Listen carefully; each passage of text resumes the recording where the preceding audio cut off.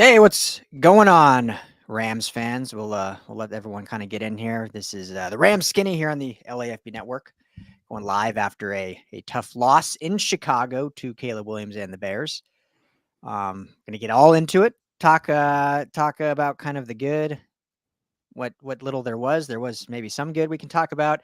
The bad, where they go from here. They got one more game next week with the Packers, and they have a bye week. So get into all that, and obviously we'll do our main, more kind of extensive show probably tomorrow. But more want to get reactions, see how the fans are feeling. So get in here, bring your thoughts, bring your questions. But Skinny, how you doing, man?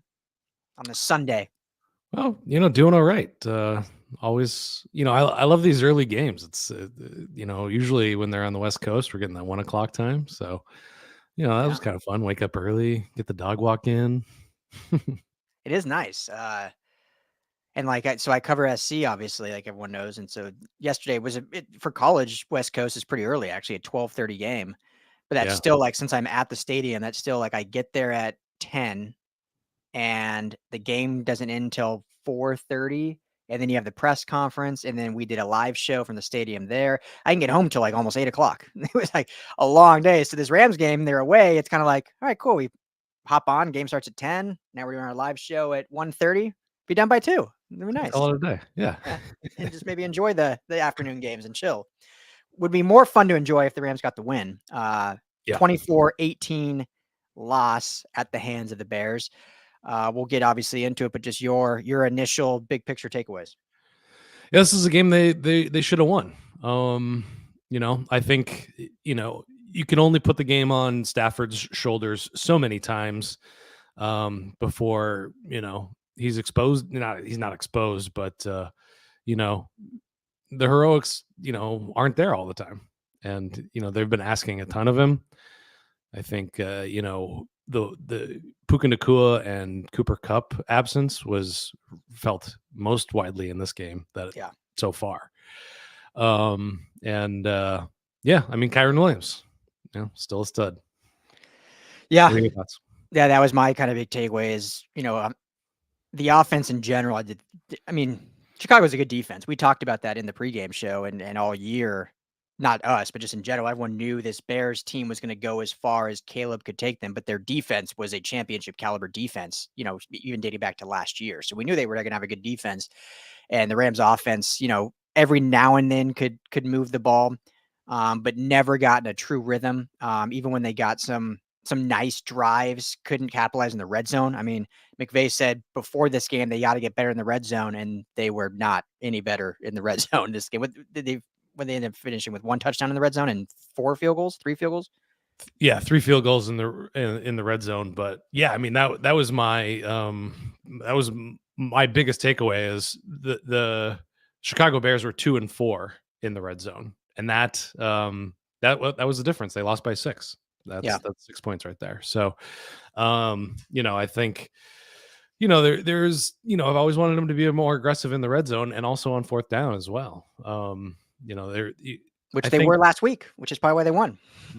It's exactly why they won, and McVay is only aggressive when he is forced to be aggressive. And last week he was forced to be aggressive because they were down, heading in late, and the heroics worked then. They didn't work this time. I mean, this is one of the odd bad Stafford games. Although he moves up one spot, moving past Eli Manning as the 10th place in the all-time passing yards. So if there's a silver lining to anything, he passed it by 1 yard. There you go. So, 1 yard. Top 10 all-time passing. You'd like to do that in a win, but hey, it's still congrats to Stafford. That's still an amazing accomplishment. And obviously, he'll keep moving up in those standings, those rankings. But yeah, I mean, overall, the offense did end up finishing with 322 total yards, finished with 119 rushing yards. So got over the century mark rushing. Kyren 19 carries, Ronnie Rivers 6 carries. I don't want to belabor this point, but again, no Blake Corum. So whatever's going on with that, I mean, it's wild to think still through 4 weeks, he doesn't have a single carry, right? Through 4 weeks? No, he's got some carries. It was in the back half of that Cardinals game, I think. Oh, yeah, that's right. Yeah. But yeah, Garbage time. eight snaps total, I think, on offense. So Yeah. yeah, that's unfortunate as well. Yeah, I mean Stafford got beat up in this game. We've got Aaron talking about that late hit, which the football fan of me, I'm glad they didn't call that because I hate that when like they get grazed and they get called for a big penalty. But yeah, that he wasn't. It wasn't the beginning of when he was getting beat up. Yeah. I wrote a little bit of this in an article, but he has 15 QB hits so far this season, which is third most in the league. And now we're tacking on like another 6 or so to that. So the offensive line is, that's where that deficiency is showing up as well. The wide receivers made a bunch of mistakes today. Tyler Johnson kept going. Jordan Whittington stopped too soon. There was all sorts of stuff. Yeah. All mistakes that when you're banged up like this, that's what's going to happen. Well, and it's unfortunate look, I get it. There's been injuries on the offensive line, but when you specifically spend the bulk of your payroll on the offensive line for the sole purpose of keeping your 36-year-old quarterback healthy and upright, and you're now the third most pressured and hit QB in the league, like that's a problem. That's an issue. And again, Yeah. I get there's been some injuries. They weren't forecasting these guys to get injured. But it is what it is. You're 4 weeks into the season now, and now this is what you kind of have to deal with. And Chicago has a great pass rush. They have a great defensive line. Montez Sweat, who they got a trade last year, obviously very, very good player. He was all over the place in this one. And it's unfortunate when he was even burning, Rob Havenstein. It wasn't like he was just going up against the backups. Like he was making Rob Havenstein look silly at times out there. So yeah, it's not good. Stafford obviously tough as nails. So it's he's going to be fine and whatever, but that's causing obviously timing issues in the pass game and whatnot. So I thought the run game looked good at times. I don't know. I was trying to, I don't know if I'm as critical on McVay. This one didn't seem like he abandoned it. Like sometimes I still would have liked to see more just because I thought it was working better. And because of the pressure that Stafford was getting, I thought you could have leaned on it even a little bit more, but I think overall the efficiency was fairly good there. How did you feel about that? Yeah, I think they were doing a great job. I think coming out of halftime, though, the Chicago Bears did a great job adjusting to it. There were some negative plays coming out of halftime there, whereas most of those running plays were, really effective in the first half. And good defenses adjust, and that's exactly what they did, and they really started mitigating that, and but. Yeah, it's hard to, I think, in terms of balance, run pass balance, they did what they could there.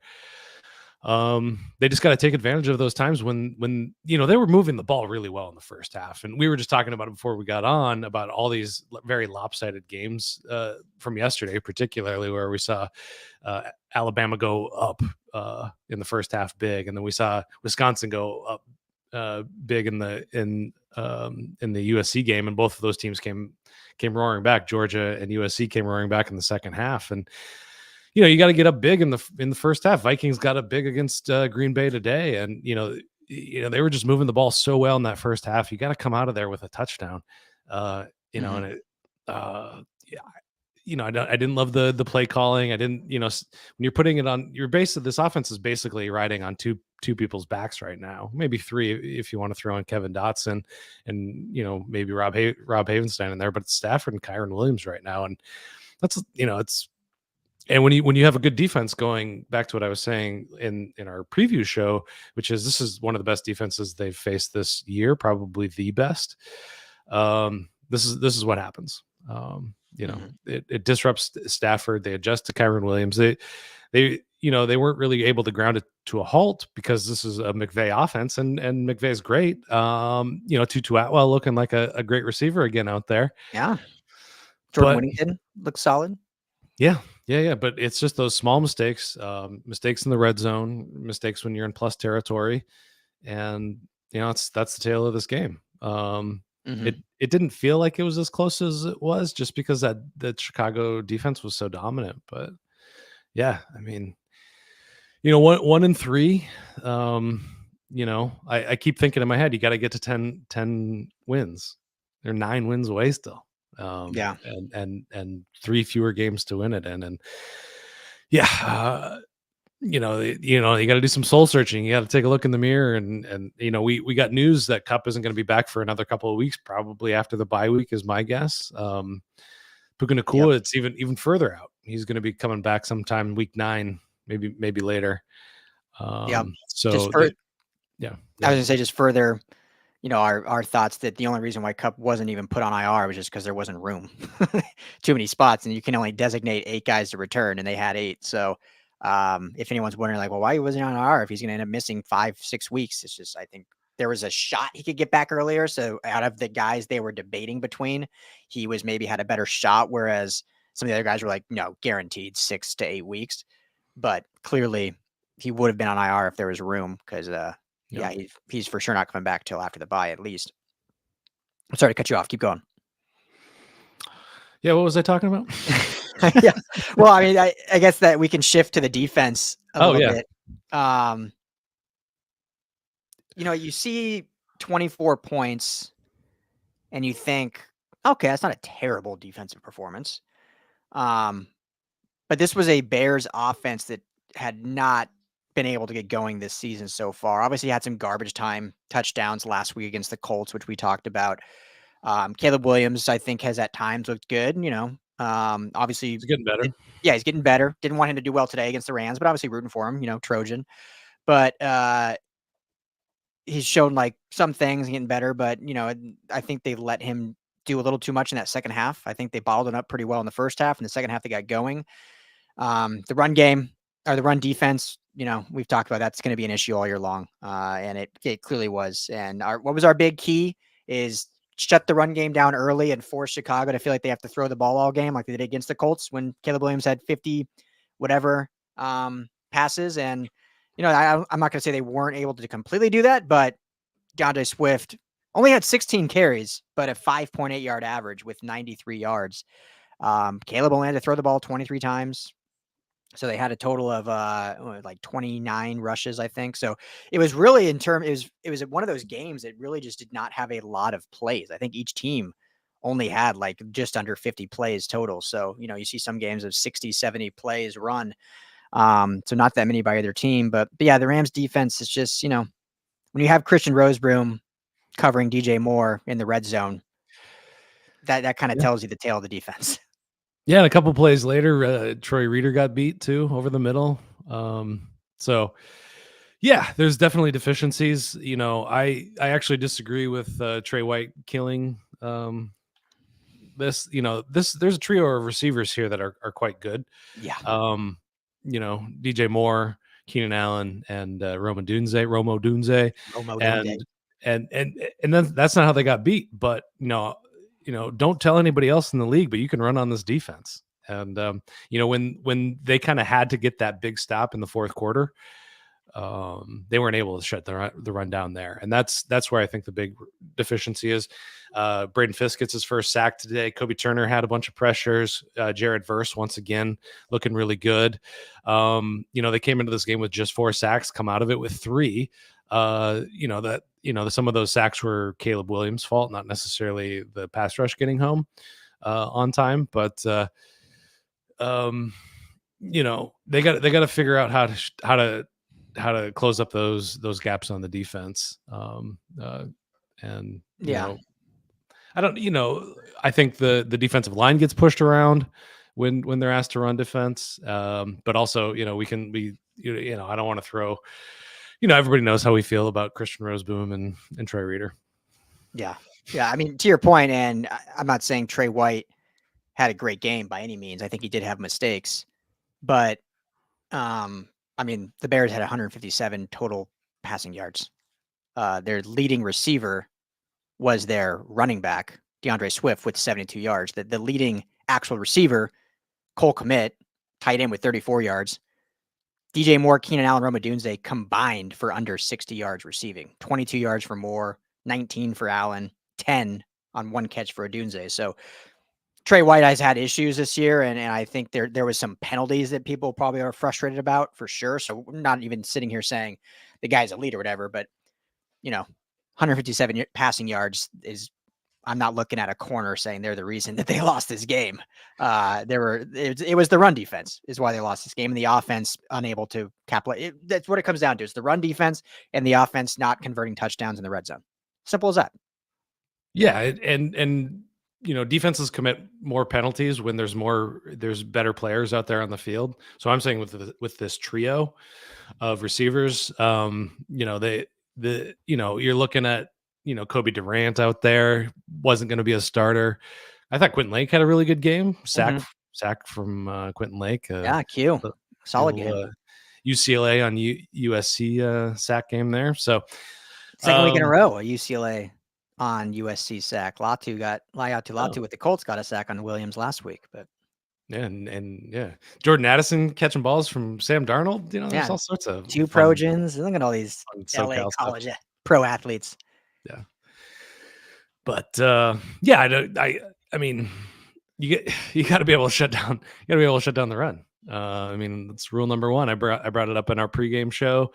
Bill Belichick says you stop the run, so you have the privilege of rushing the passer. And they made Caleb Williams hang on to the ball a lot too. So yeah. I'm not as down on the secondary as I am on the run defensive side of things. I think they're getting into the backfield. They got to get sacks though to really shut it all down. So just curious if we break this down more, because I think the defensive line has looked promising. I'll say, I think a lot of people think they look really good. I think when you break it down more, there's some, like one of the sacks was like a 5-second Williams just holding onto the ball in the pocket. I mean, you can call it a coverage sack. You can call that just rookie quarterback taking too long to process, whatever. But I do think they've been decent in pass rush. I mean, Jared Verse looked really good again in pressure win rate. Byron Young's looked really good. I think Braden Fisk has continually gotten better every single week. So I think they have absolutely looked a lot better in pass pro and very promising. But in the run defense, do you think it's a lack of size? Do you think it's gap integrity? Or do you think it's as simple as that second level, those linebackers that we try not to harp on too much, but Roseman and Reeder just not giving enough help in run defense? Because typically, if you're running a 4-man front, you have your, I'm not going to even talk like what the Rams scheme is, just general common knowledge. Like you have kind of your gap spots in the run defense, you plug those holes, and then your linebackers come and plug the remaining holes. And, you're hoping that you plug enough that the running back's running right into you. Do you think it's more just the linebackers are just not good? It has to work. It has to work as a unit, yep. Run defense is about all 11 players on defense, recognizing where it's going and getting to the ball and putting a hat on a hat and taking down the tackles. The Rams lead the league by a long margin with missed tackles this year.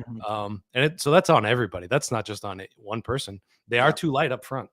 And Bobby Brown is just not good enough. In an interview we did with him at training camp, he likes to think of himself as a pass rusher. He doesn't like to think of himself as a nose tackle, even though in all of the Rams literature, he's listed as a nose tackle. I don't know. I don't know. Like, I don't want to attack this guy. He's gone after this year anyway. They're not going to re-sign him. I doubt anybody will. But he's supposed to be their kind of one big run clogger, and they're just kind of get pushed around there, and then you got a problem on the next level. And on that big run that Swift picked up a whole bunch of yards, 32-yard run or something like that, there was just a big wide open lane, and nobody got into that. And that includes the cornerbacks in that one. So yeah. I mean, yeah. Go ahead.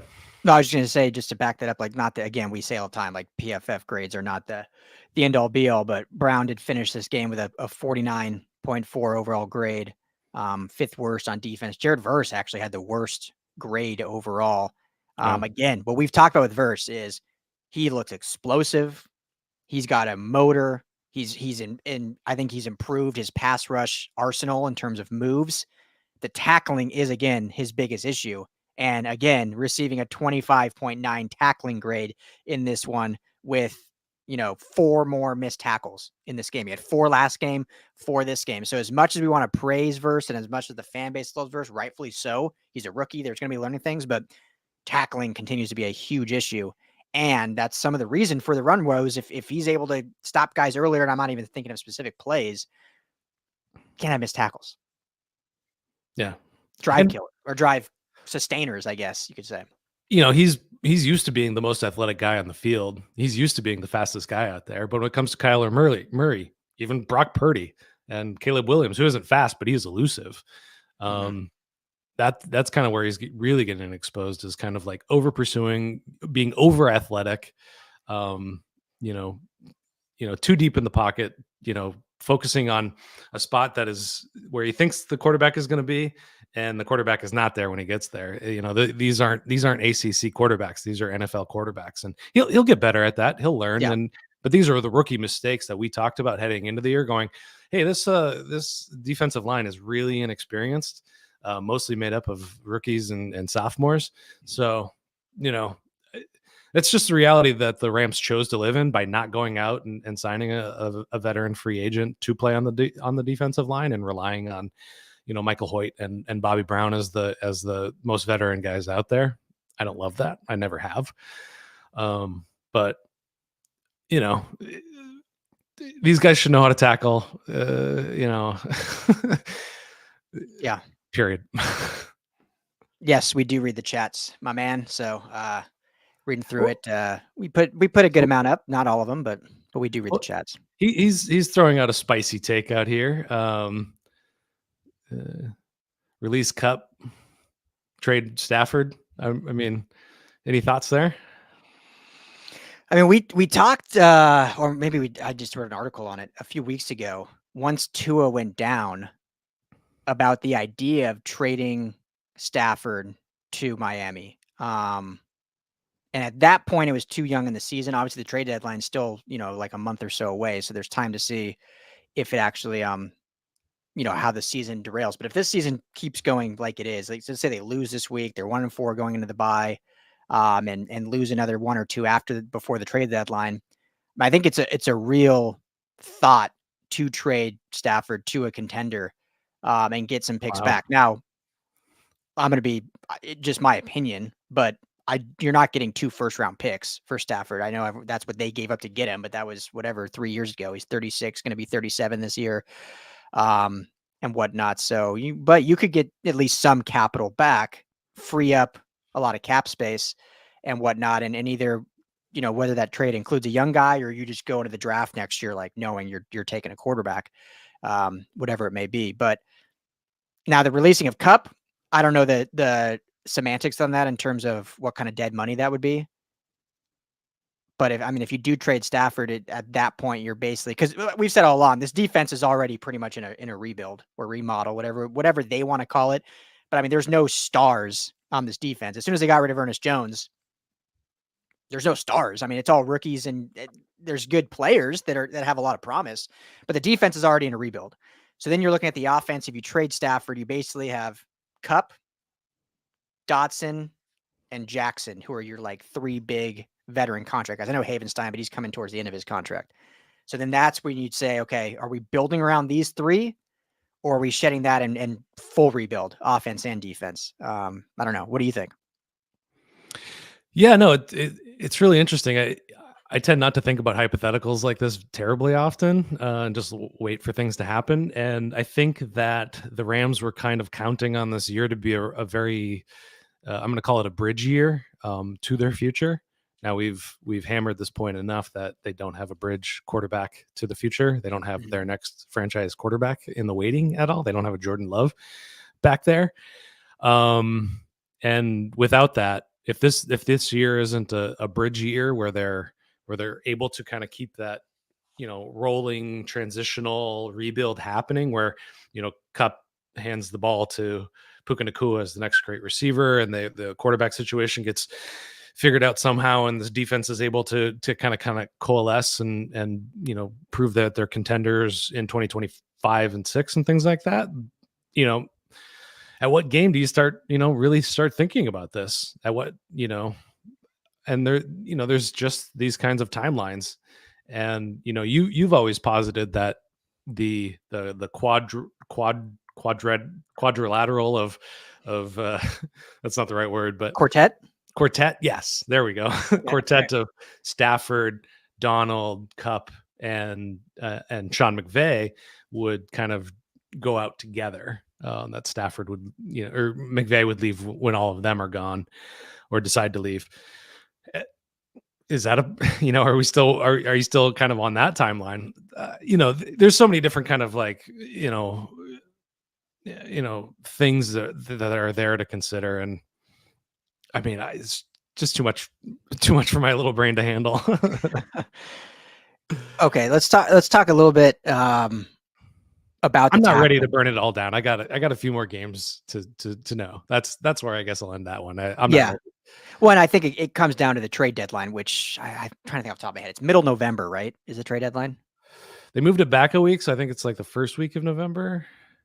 Okay. It used to be like right around Halloween, but Halloween. Now, somewhere in November. So like early to mid November. So I mean, you got till then to basically assess what your season looks like. And I mean, we know how this Rams team operates. Like if they can stack a few games, there's no reason why they won't go and trade for some big name to bring in and go on another run. Because I mean, I don't think this, as it was constructed, they're obviously not trying to do a rebuild with how they built this offense. So there's no sense, but they do know that Stafford's time is limited. I mean, he's only got 2 years left on his deal, and he is turning 37. So but if you get to that, 2-3 weeks from now again, and you're 1-6, then it's probably time to say, what are we really doing here?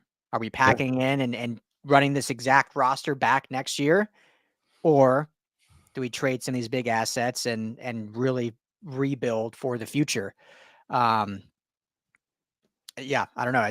As it looks right now, they're not going to win many more games until everyone's back healthy. And as we said after the Cardinals game, yeah, sure, they're going to get everyone back, but what's their record going to be when they're back? Are they going to be 1-7 when Nacua and Kupp are back? Or are they going to be 3-4? Like it really, and I know that math isn't right. 1-7 or 3-5, whatever.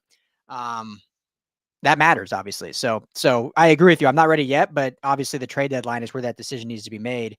And, if a team like Miami is still hanging on to playoff aspirations, or even a team like the Colts, I know they drafted Anthony Richardson 4th overall just 2 years ago, but dude can't stay healthy. They won today because of Joe Flacco. They might be like, hey, let's go get Stafford and try to have a real shot at this thing. So who knows? I think there'll be options out there, but you got a few more weeks to really assess and see after the bye. David brings up an interesting question here about kind of the identity of this team. Are they play action with 12 personnel or 11 with empties, or do they run zone blocking or gap scheme? It's hard to have an identity when, on offense, especially if most of your good players are out. We came in saying really excited about this identity that we saw in the back run of last year. And it looked great, but they didn't come into the season doing that, even when everybody was healthy on the front. Well, not everybody was healthy coming into the season, but we didn't see it those first 2 games. It kind of looked like those old McVay offenses, and man, what a year. Yeah. We were talking bet the over 8.5, and man, I don't know. You can't have an identity when you don't have your players. And you can't reinvent it. They kind of reinvented it. We liked, seeing more 12 personnel early on. But yeah. Yeah. Well, and it's tough too when games like today, they should have won. Yep. Yeah. 100%. Should have won this game today. Because I think there was obviously they left a lot of points on the board in the red zone. And then we mentioned again the missed tackle. I'm not saying they necessarily fully beat themselves. I think the Bears did make some plays when they had to. But again, I mean, just the red zone efficiency. I mean, that's the game right there. Regardless of what the defense did, the defense could have done exactly what they did that game. Give it 24 points. The Rams punch even one of those in, they win the game. I mean, instead of settling full field goals. We kind of buried the lead, but the punting in this game was phenomenal. Yeah.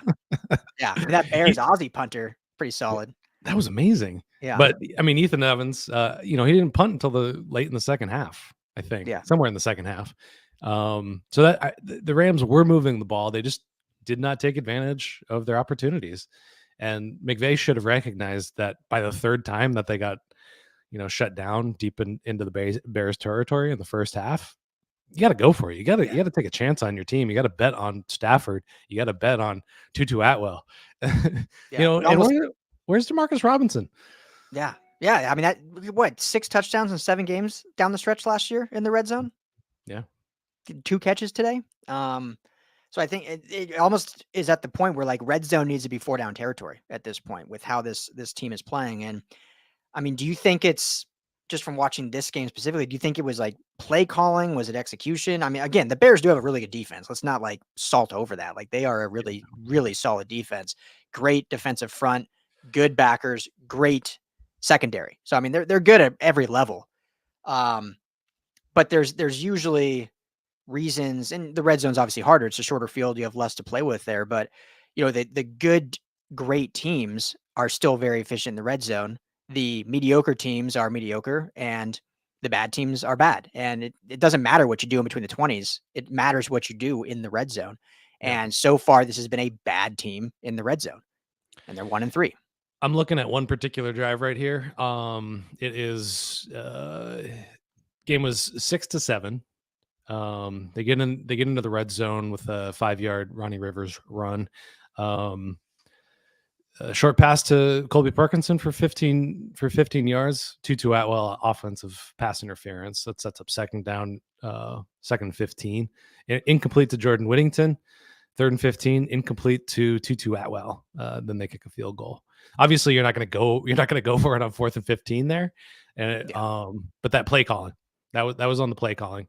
But I mean, Stafford attempted this pass on the previous possession when they drove down. They attempted a pass that was intercepted, but they had both gone out of bounds. And I was so like perplexed. Why would you attempt that throw when Colby Parkinson can't catch that ball? He can't be the first player to touch that ball coming out of bounds. So that was execution. That was on Stafford there. Mm-hmm. Obviously things are moving fast. It's easy for me to say that, but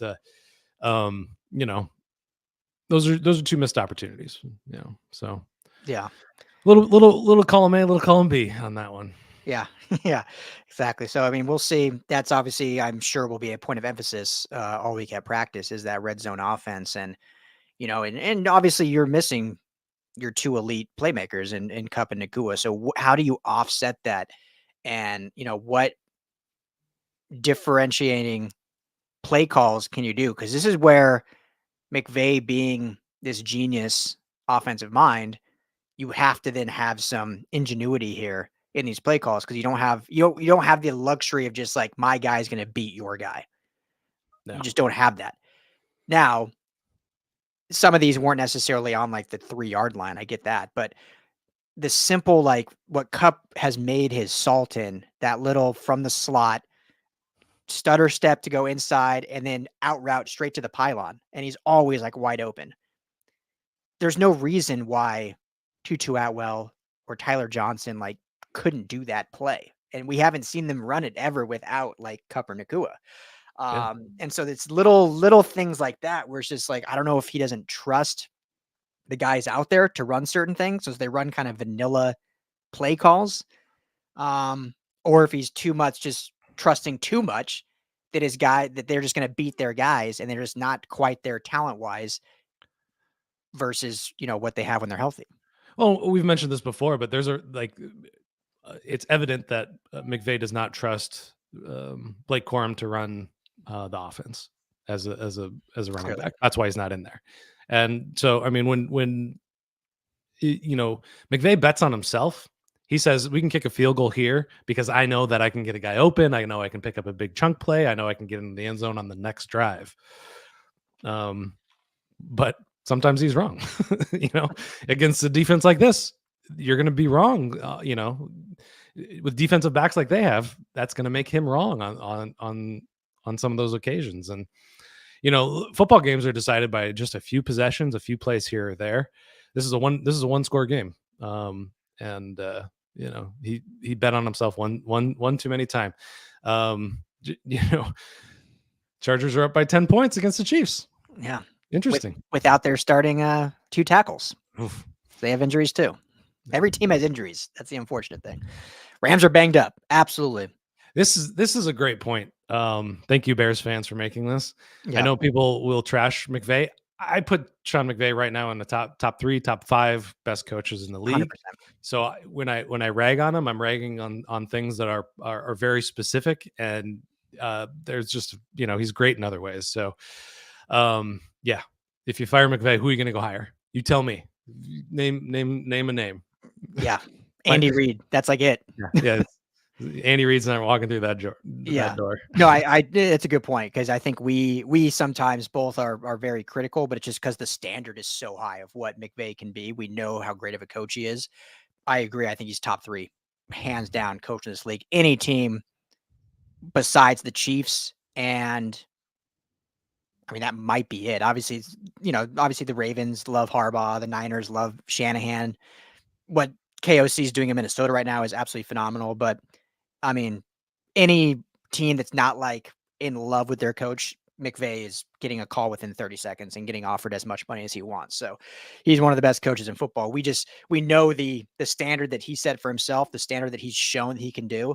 And so when he deviates from that, or doesn't deviate from what he thinks will work that isn't working, that's where we get like critical. Like, all right, we know you're smarter than this, because you're like a genius offensive coach, and then you're not like calling genius plays in the red zone. And 1 week ago, he was aggressive. Yeah, a magician last week. On 4th down and in the red zone, he was aggressive, and sometimes his hand is forced by the football gods. But when he isn't, he just believes in himself a little bit too much sometimes. Yeah. I know we didn't get to talk about it, and I know I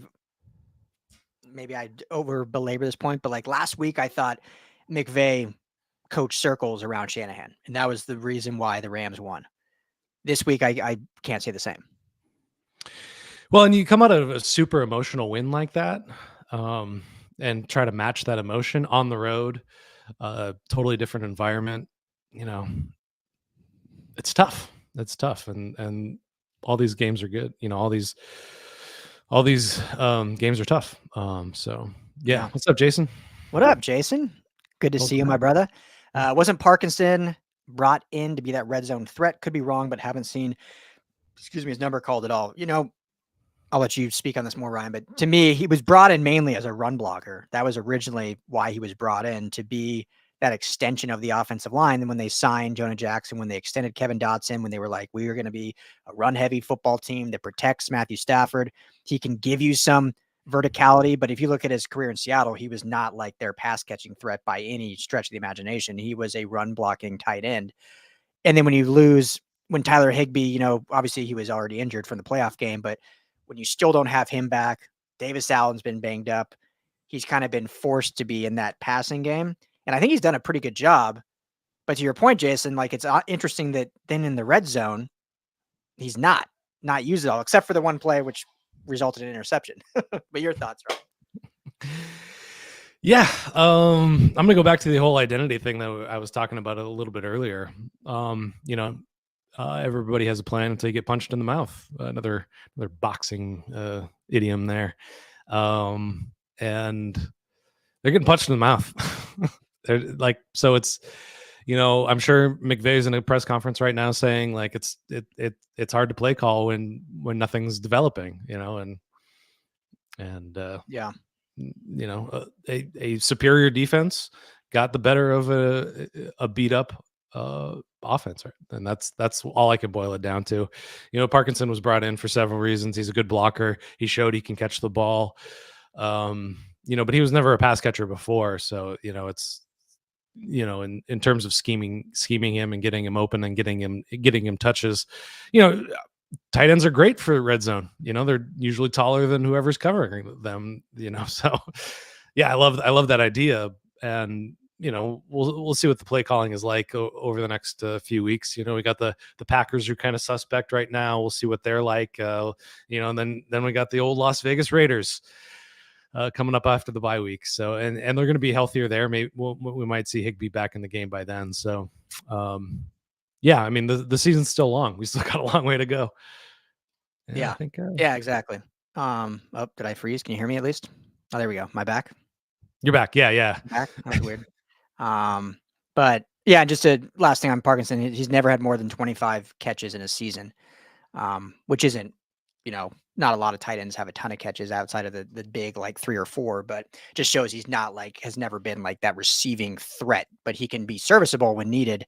But the Rams need a little bit more. And the McVay offense never really utilizes the tight end much anyway. I mean, Higbee's never had more than 500 yards in a season.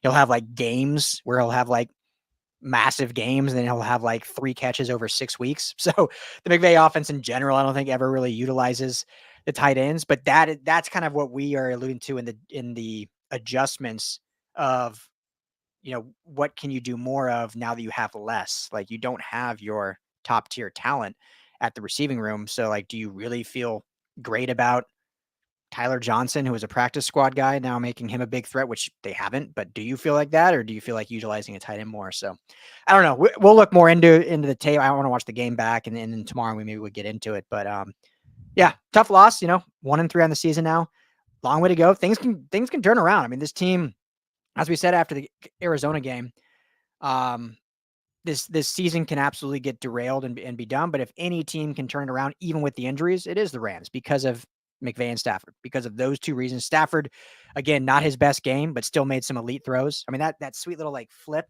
that little flip toss he did to Kyron. I mean, that was sweet. That was cool. He's still so good. He's still so good. And this was one of his bad games, and he did really well. Yeah, it was not a good game for him, and yet it was still a decent quarterback. It was still a better game than Caleb Williams. Yeah.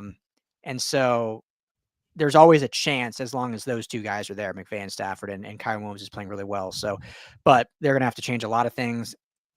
You got to get better in the red zone. You got to get better in tackling, and you got to get better in run defense. And all of those are simple to say, difficult to actually fix. And especially already 4 weeks into the season. So it's a good thing they get the bye. We'll obviously preview the Packers game next week. After they're coming off a tough loss to Minnesota, but they do have Jordan Love back, who I thought looked, good, but we'll talk about that later in the week. So any final thoughts on this live? Any final questions, anyone? And then we'll get out of here with that. Yeah. So Higbee has gone over 500 yards several times. 734 yards was his peak in 2019. Yeah. I stand corrected. Yeah. So, maybe I was thinking Demarcus Robinson has never gone over 500 yards. I don't know. Doesn't matter. That's true. That's true. Which I know that's true. And for whatever reason, they're not targeting him. So that's a whole nother, we'll get into that more too. But anything else to add? No. On to Cincinnati. Yeah. on to Green Bay. Yeah. Tough loss, 24-18. We got into it. Thank you everyone for hanging out with us. Thanks for all the chat and the chatter that you brought. If you have not yet, please like and subscribe to the channel. If you're watching on YouTube, if you're not on YouTube, head over there. It's just Rams LAFB, real easy to find, Rams LAFB. If you're watching on X or Twitter, thank you so much. And obviously you can go to our website, lafbnetwork.com, for all of our Rams coverage and all of our LA sports coverage in general. Big USC win if you're a USC fan out there. Got a lot of good USC stuff. Not a good UCLA season, but we got stuff on them, and the Chargers playing right now. We got stuff on them as well. So plus some Dodgers and Lakers content also. So, but thank you all for hanging out. That's Skinny T. I'm Ryan Dowd. Everyone have a enjoyable rest of your Sunday. Tough loss, but hey, we'll see if this team can bounce back. Plenty to still talk about and get into. And like we said, as long as McVay and Stafford is there, that they'll always have a chance. We'll just see if they can correct these 3 big things that need to be corrected: the red zone, efficiency, tackling, and the run defense. We'll get all into that next week. Thank you all so much, everyone.